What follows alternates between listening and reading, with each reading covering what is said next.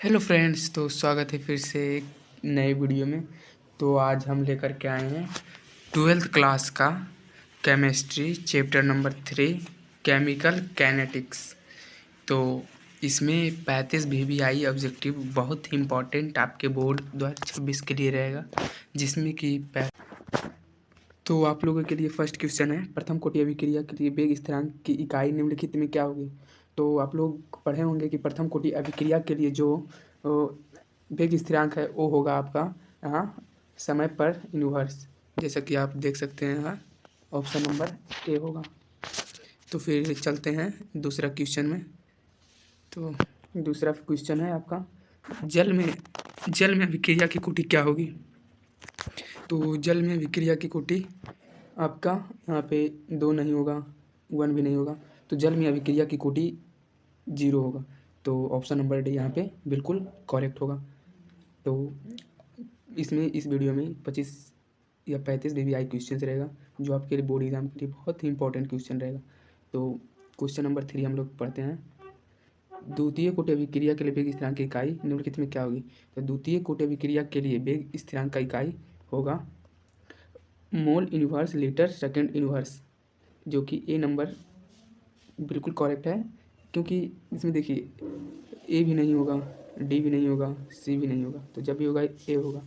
तो चलिए फिर से बढ़ते हैं हम चौथे क्वेश्चन की ओर।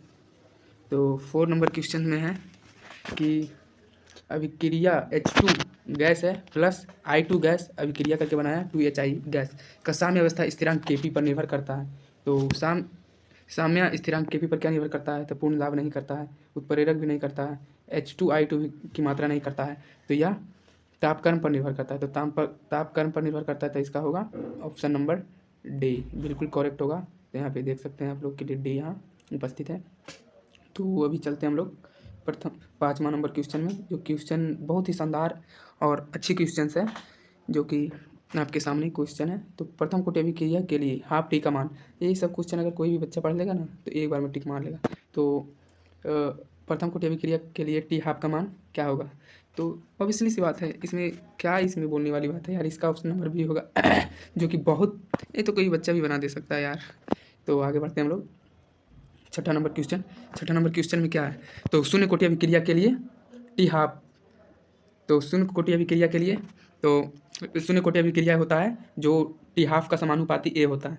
तो इसका नंबर ऑप्शन नंबर ए होगा, क्योंकि टी हाफ समानुपाती वन बटा ए नहीं होगा, सी टी हाफ समानुपाती ए स्क्वायर भी नहीं होगा, और डी टी हाफ समानुपाती ए बटा 1/a का स्क्वायर भी नहीं होगा। तो इसका ऑप्शन नंबर हो जाएगा आपका ए बिल्कुल राइट। तो 7वां नंबर क्वेश्चन देखते हैं। तो 7वां नंबर क्वेश्चन में कह रहा है किसी वस्तु की प्रतिक्रिया करने की दर निर्भर करता है। तो किसी वस्तु की प्रतिक्रिया करने का निर्भर किस पे करता है। तो यह होगा सक्रिय भार, क्योंकि समतुल्य भार पे नहीं करेगा, और ना ही अनुभार पे करेगा, ना ही परमाणु भार पे करेगा। तो इसका बिल्कुल करेक्ट आंसर हो जाएगा डी नंबर।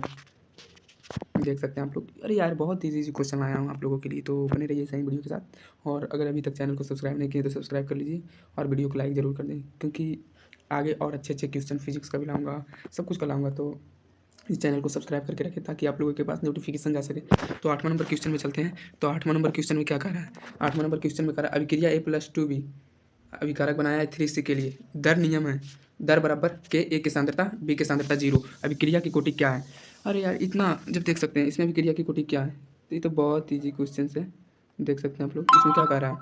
तो के ए की सांद्रता है और बी की सांद्रता 0, तो इस पे ए पे कुछ नहीं है, तो 1 है ए पे और 0, तो 1 + 0, तो अभिक्रिया की कोटि क्या होगी 1 ऑब्वियसली। तो इसमें ऑप्शन नंबर बी बिल्कुल करेक्ट होगा। तो चलिए आगे बढ़ते हैं 9 नंबर क्वेश्चन। तो 9 नंबर क्वेश्चन में है कि अभिक्रिया ए बी के लिए वेग निरूपण निम्नलिखित में किसके द्वारा होगा। तो वेग निरूपण निम्नलिखित में किसके द्वारा होगा। तो ए नहीं, बी भी नहीं, सी -d ए की सांद्रता dt, -d की सांद्रता d ए की सांद्रता बटा dt बिल्कुल करेक्ट होगा। तो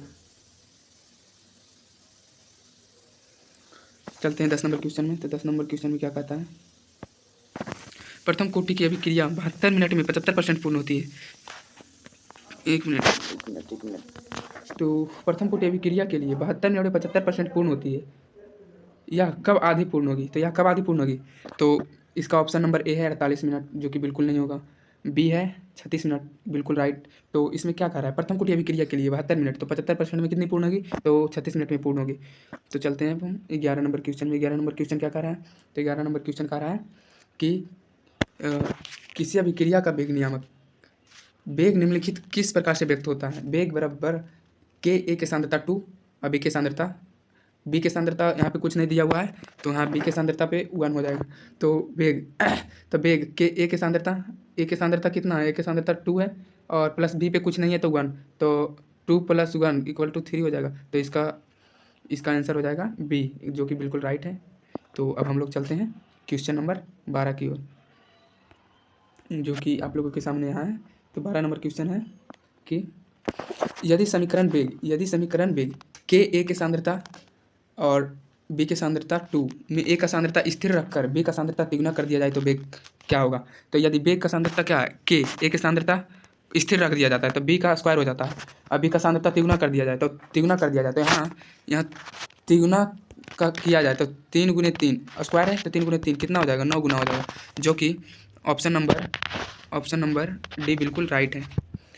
तो बहुत ईजी क्वेश्चन है, तो आप लोग तो यूँ बना देंगे। तो चलिए आगे बढ़ते हैं हम लोग। तो अब है क्वेश्चन नंबर 13, अर्हेनियस समीकरण है। अर्हेनियस समीकरण क्या है? तो अर्हेनियस समीकरण क्या है? तो अर्हेनियस समीकरण, ये तो अगर आप लोग कोचिंग में या ट्यूशन में कहीं भी ध्यान दिए होंगे तो ये बहुत ही इजी क्वेश्चन बन जाता है, जो बच्चे इस क्वेश्चन को पढ़े होंगे। तो अर्हेनियस समीकरण कोई भी बच्चे बता देगा कि के बराबर ए E minus capital E A/RT, जो कि ऑप्शन नंबर ए बिल्कुल राइट होगा। तो चलते हैं क्वेश्चन नंबर 14 में।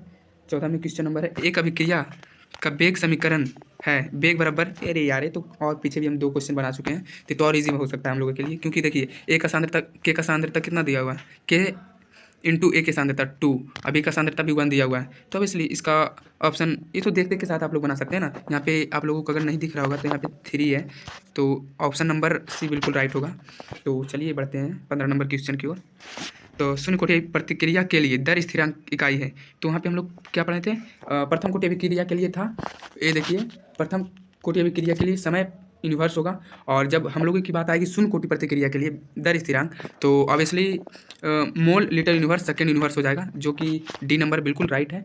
अगर हम लोगों का प्रथम कोटि अभिक्रिया बोला तो हो जाएगा ए नंबर, अगर शून्य कोटि प्रतिक्रिया बोला तो हो जाएगा डी नंबर। तो चलिए आगे हम लोग बढ़ते हैं क्वेश्चन नंबर 16 में।